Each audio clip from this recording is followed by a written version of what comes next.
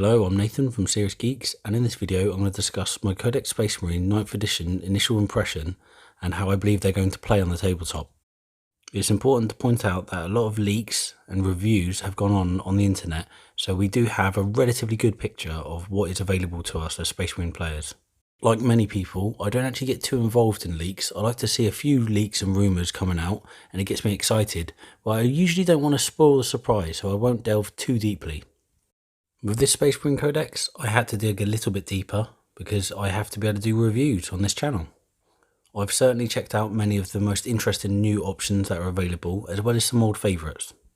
Speaking as an overview, what I will say is I think Codex Space Marines is still quite competitive. This might be a little bit controversial. A lot of people have been moaning that Space Marines have lost a lot of power, and it's true that there's a lot of changes that have gone on that have limited some of the more absurd things that Space Marines could do. But this is probably a good thing because it pulls them back into a level playing field so that people can actually enjoy games against them. And that's not to say they're not still quite competitive. There are a lot of options available. Blade Guard going up to 6 models strong, or Eradicators, which are very effective at blowing up vehicles. The new Storm Speeders and Gladiator tanks all look very powerful. And then there are things like all Space Marines going to 2 wounds apiece minimum, or things like Dreadnoughts having Duty Eternal baked into their actual cost, and therefore they got it automatically instead of spending a command point. The changes in weapons really assist Space Marines. Having units that are tough or very fast makes them incredibly potent, and when you have a multi-melter, for example, and you can rush forward and use it, it makes you an extremely dangerous and valuable asset. Things like attack bikes, to me, are big winners in this new edition. So starting with the Primaris choices, the new units are, as we know, quite effective already. Eradicators will eradicate vehicles and monsters fairly easily, as well as heavy infantry. Being in Gravis armour means that they're also fairly tough for what you get. Blade Guard, that can now be taken in units larger than 3, is a very effective melee option.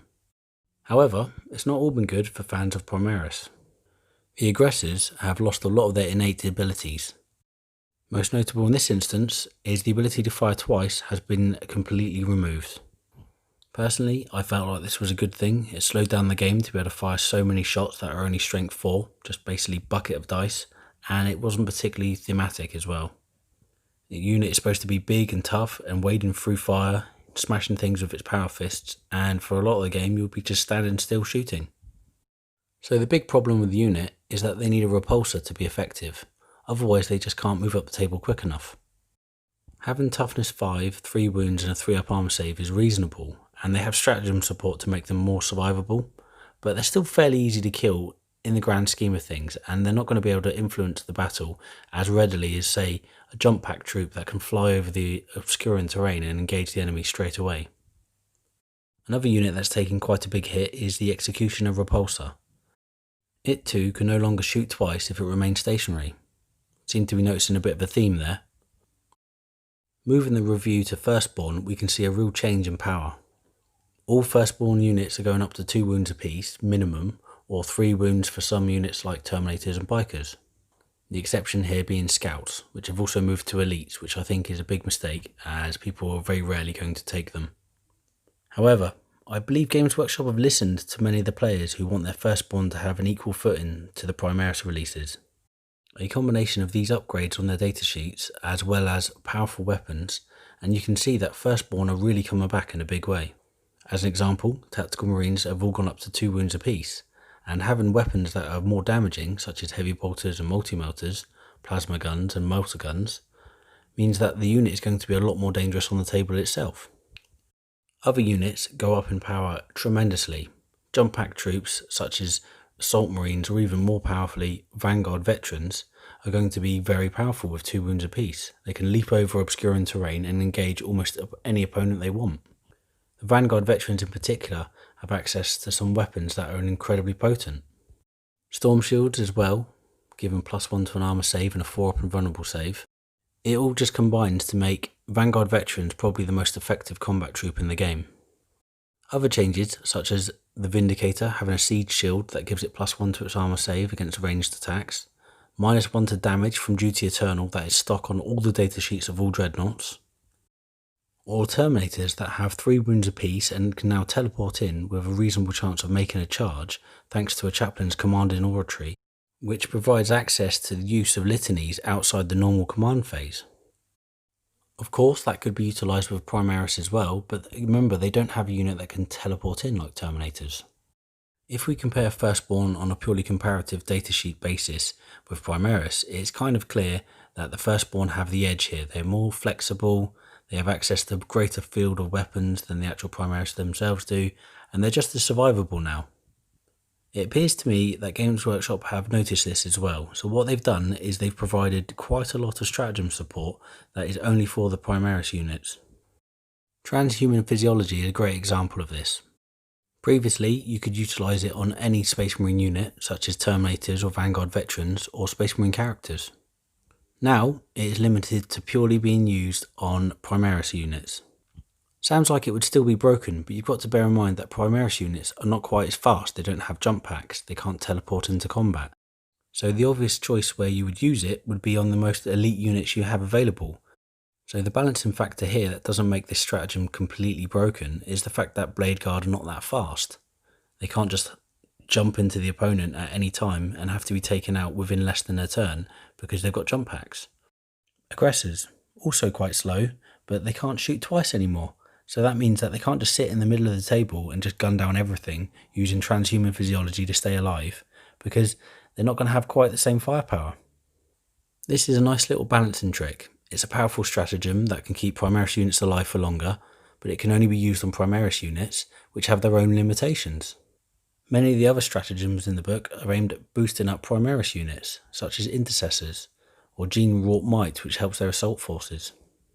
These things are good things because these units are very powerful, but sometimes lack because they don't quite have the numbers, or they don't quite have the movement to get into the position they need to be.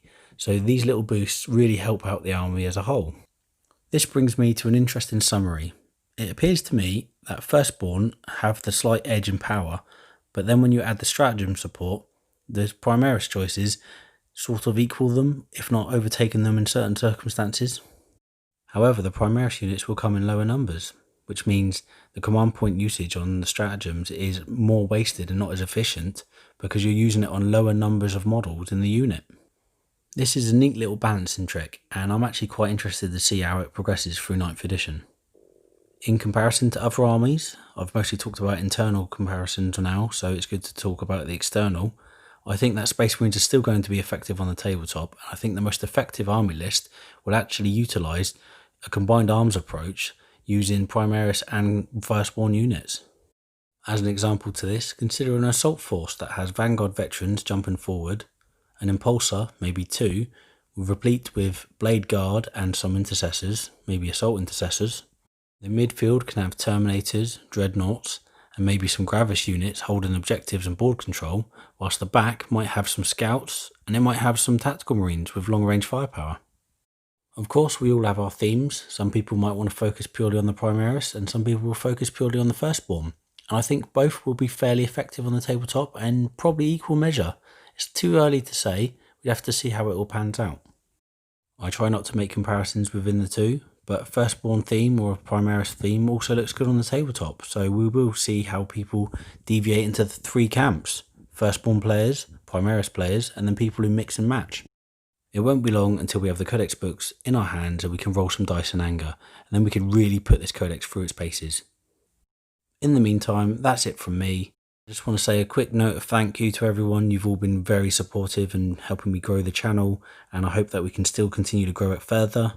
As always, please like and subscribe. It helps the channel so much, it gets it noticed by other people, and I hopefully speak to you all soon. I'm going to have the Codex in my hands this weekend, and I'm going to have a good look. I'm going to do some proper reviews. I've already been thinking about some of the armies and some of the Codex choices I'm going to choose for my army and what units I like. So we'll go from there, and I'll speak to you all soon. Peace out.